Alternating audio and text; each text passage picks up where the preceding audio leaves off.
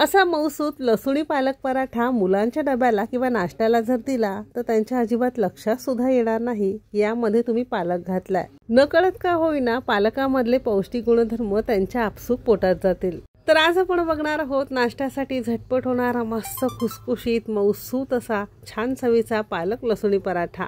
नेहमीपेक्षा वेगळ्या चवीचा आहे, लसणाच्या चटणी बरोबर एक नंबर लागतं। तुम्हाला तर माहितीच असेल आपलं कुकिंग तिकीट मराठी लवकरच 1 मिलियनचा टप्पा पार करतोय, म्हणून ज्यांनी कोणी सबस्क्राईब केलं नसेल तर सबस्क्राईब करून बाजूची बेल घंटा नक्की क्लिक करा। जर रेसिपी आवडली तर एक लाईक नक्की करा। चला तर मग सुरुवात करूया।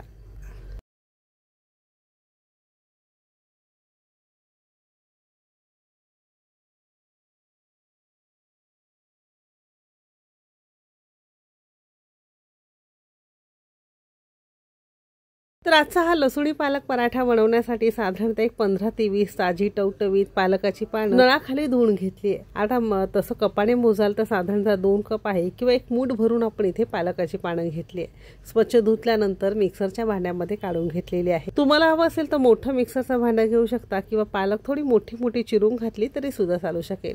थोडीशी आपण इथे देठांसहित कोथिंबीर घेतली आहे। कपाने मोजाल तर साधारणतः अर्धा कप, एक 15 ते 20 लसणाच्या पाकळ्या घेतलेल्या आहे। कोथिंबीर आणि लसूण पालकाचा जो थोडासा उग्र फ्लेवर असतो, तुरट चव असते, ती कमी करण्यासाठी मदत होते। अजिबात पराठ्यामध्ये पालकाची चव यामुळे येत नाही।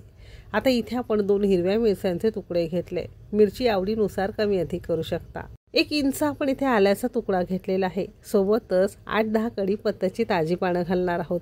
आता मुलांना मोठ्यांना फोडणीमध्ये वरणामध्ये जर कढीपत्ता घातला की तो वेगळा काढला जातो, म्हणून या पद्धतीने तुम्ही भरड करताना किंवा पेस्ट करताना नेहमी घालायची आहे। सोबतच अर्धा चमचा साधं जिरं, पाव चमचा ओवा घेणार आहोत।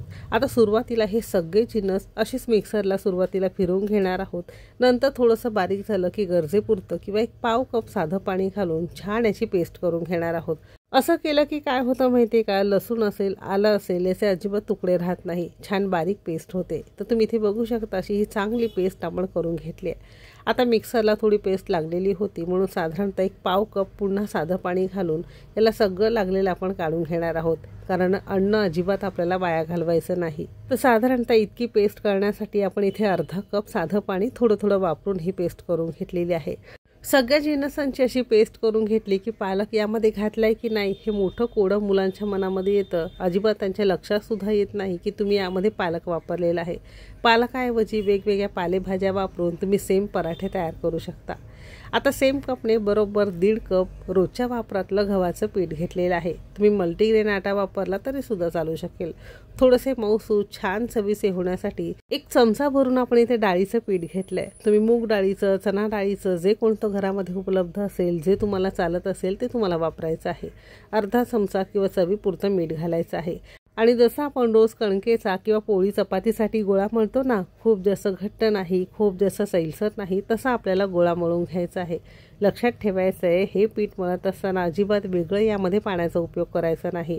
जितकी पालकाची पेस्ट आहे तितकं यामध्ये पीठ मावत असेल तितकं पीठ घालून असा हा गोळा आपल्याला तयार करून घ्यायचा आहे। म्हणूनच तुम्हाला सांगितलेलं होतं घेतलेली सगळी जिन्नस कपाने किंवा वाटीने मोजून जर घेतली की अजिबात तुमचं प्रमाण चुकणार नाही। तुम्ही जरी बॅचलर असाल, पहिल्यांदा बनवत असाल तर अगदी सोयीस्करपणे तुम्हाला हे तयार करता येईल। आता मी हे माझ्या बाळासाठी सकाळच्या डब्यासाठी करते, तर बराचसा वेळ तितकासा मिळत नाही पीठ भिजवण्यासाठी, म्हणून लगेच केले तरी सुद्धा चालू शकेल। म्हणून हातावर घेऊन थोडंसं मळून घेतलंय। एकसारखे आपण याचे गोळे करून घेणार आहोत। शक्यतो सुरीने करा, म्हणजे हाताला पीठ सुद्धा चिकटणार नाही, एकसारखे झटपट गोळे आपले तयार होतील। पराठा बनवण्यासाठी जसे तुम्हाला छोटे मोठे गोळे लागत असेल तसे गोळे घ्यायचे आहे। हातावर छान गोल आकार देऊन तुम्हाला हा गोळा तयार करायचा आहे। आता या पिठामध्ये तुम्हाला हवं असेल तर मळत असताना 1-2 तुम्ही उकडलेला बटाटा किसून किंवा पनीर यामध्ये किसून तुम्ही वापरू शकता, म्हणजे आणखीन जास्त हे पौष्टिक आणि चविष्ट ठरतील। जर नसेल तर या सिंपल पद्धती तयार करू शकता। आपण घेतलेल्या जिन्नसा साधारणतः 5 मोठ्या आकाराचे पराठे तयार होतात। आणि जसं आपण पोळी चपाती लाटतो अगदी तशी छान पातळसर एकसारखी लाटून घ्यायची। आता तुमच्याकडे जर सकाळी हे सगळं करायला वेळ नसेल तर फ्रीजमध्ये रात्री तुम्ही ही तयारी करून ठेवली, सकाळी फक्त लाटून भाजून मुलांना दिलं तरी सुद्धा चालू शकेल।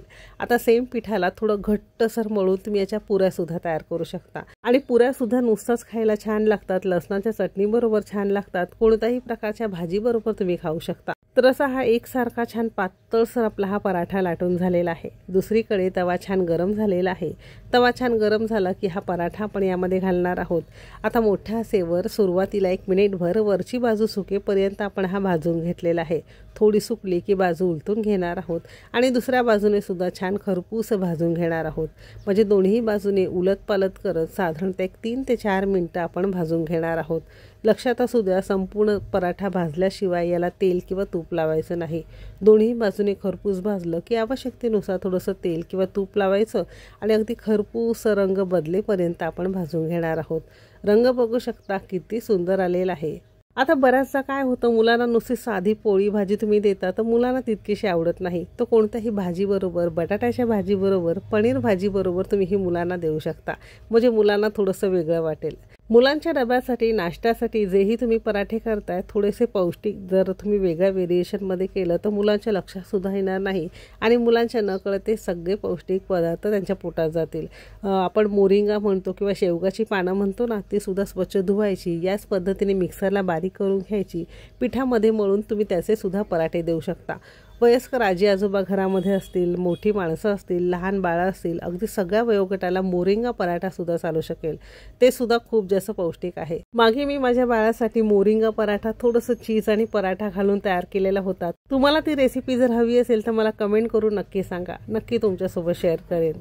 कारण कोणत्याही प्रकारच्या पालेभाज्या जर मुलं खात नसेल तर या पद्धतीने पराठे नक्की करून द्या। कारण पालेभाज्यांमध्ये खूप जास्त प्रमाणात हरितद्रव्य आणि पौष्टिक गुणधर्म असतात, म्हणजे मुलांना असे हे नकळत आपल्याला देता येतं।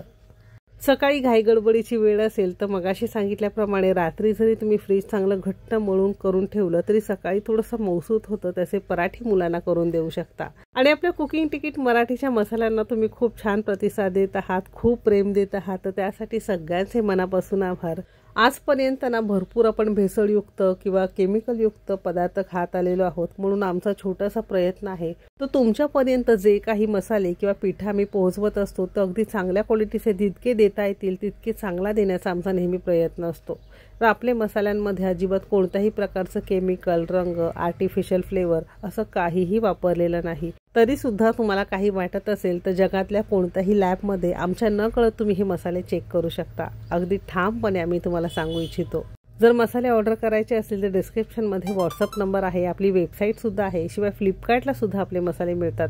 शिवाय महाराष्ट्रात सिटीमध्ये आपले मसाले डिलिव्हरी फ्री आहे। आपली सध्या ऑफर सुद्धा सुरू आहे। 3000च्या मसाल्यांवर चहा मसाला किंवा तुम्ही मच्छी मसाला फ्री घेऊ शकता।